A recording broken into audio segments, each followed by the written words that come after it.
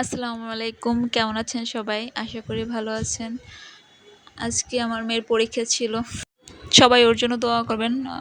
পরীক্ষা দিয়ে আসছে মুখ গোমড়া করে। আমি তো ভাবছি মনে হয় অনেক খারাপ করছে পরীক্ষা। এখন শুনি যে না, ও অন্য একটা ঘটনা ঘটায় দিয়ে আসছে। ঘটনাটা পরে বলি। যাই হোক, দুপুরে রান্না শুরু করে দিছি। আজকে আমি কাঁকরোল দিয়ে রুই মাছ দিয়ে রান্না করব, আর হচ্ছে শাপলা ভাজি করব। এখন বলি মূল ঘটনাটা কি করছে। ও আজকে পরীক্ষা দিয়ে তাড়াতাড়ি 10:30টার ভিতরেই পরীক্ষা শেষ হয়ে গিয়েছিল। তো ওর আমার হচ্ছে যে খালা শাশুড়ির বাসায় ওনার মেয়েরা আসছে, নাতিপুতি আসছে, ওদের সাথে খেলা করবে, এর জন্য যাওয়ার জন্য বায়না করতেছিল ওর দাদির সাথে। তো দাদি নিয়ে গেছিল।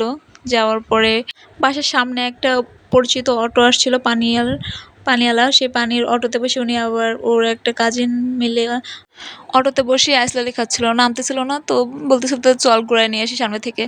এদিকে সবাই তো খোঁজাখুঁজি লাগতেছে। যাই হোক, এদিকে কথা বলতে বলতে আমার রান্নাও কিন্তু শেষ হয়ে গিয়েছে।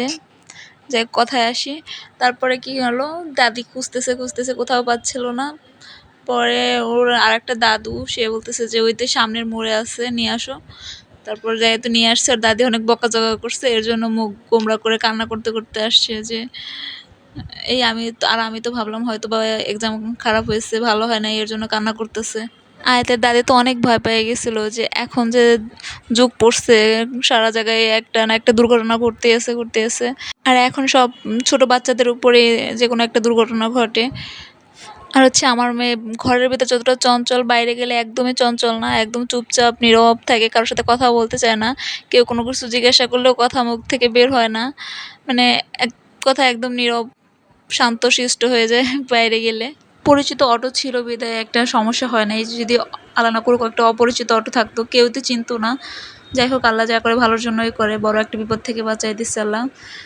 যাই হোক, কথা বলতে বলতে আমার সব কাজ শেষ হয়ে গিয়েছে। এখন আমি রান্নাঘরটা ক্লিন করে বের হয়ে যাব।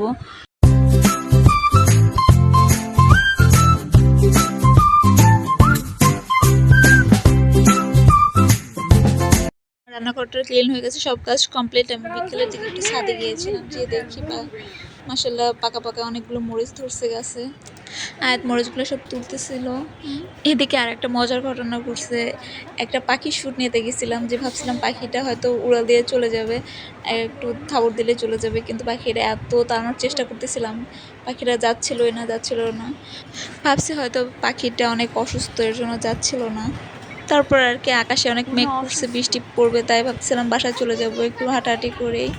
কিন্তু হাঁটতে হাঁটতে দেখি যে আমাদের ছোট্ট একটা আম গাছেই একটা পাখির বাসা।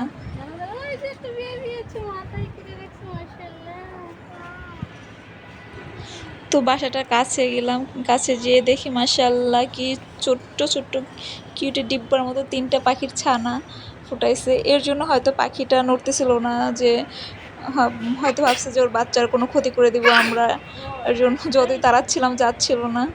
মাশাআল্লাহ পাখি দুটো কি সুন্দর, 3টা পাখি একদম, পাখি 3টে দেখেই মনটা একদম ভালো হয়ে গেছে মাশাআল্লাহ। যাই হোক, ধন্যবাদ সবাইকে কষ্ট করে পুরো ভিডিওটা দেখার জন্য। আমার ভিডিওটা ভালো লাগলে লাইক সাবস্ক্রাইব করে দিবেন। ততক্ষণ পর্যন্ত ভালো থাকেন, সুস্থ থাকেন। আল্লাহ হাফেজ।